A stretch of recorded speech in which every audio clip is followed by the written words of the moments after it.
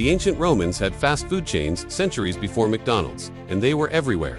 Picture this, ancient Rome, 79 AD. You're walking down a bustling street in Rome. You're hungry. You're in a rush. But instead of golden arches, you see stone counters, steam rising from built-in pots, hot food ready in seconds, lines of people grabbing quick meals. This isn't just one restaurant. This is an entire network spanning the Roman Empire. It's a Roman fast food shop, a counter built with clay jars full of ready-to-eat food, steaming hot and served instantly. Doesn't sound ancient, does it?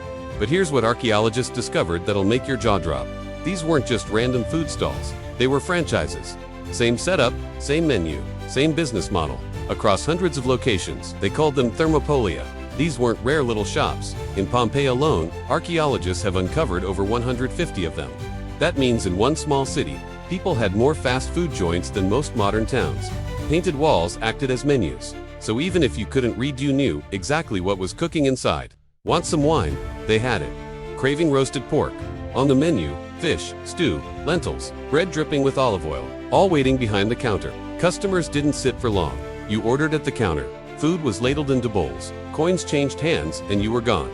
It was designed for speed. And here's the wild part. Poor Romans relied on them daily, because most homes didn't even have kitchens. Fast food wasn't a treat, it was survival.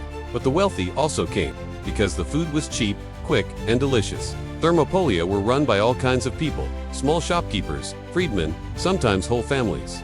They were a business model anyone could join. So, fast food didn't start with McDonald's. The Romans were doing it first. And honestly, their menu might have been even better, and a lot healthier, without any doubt.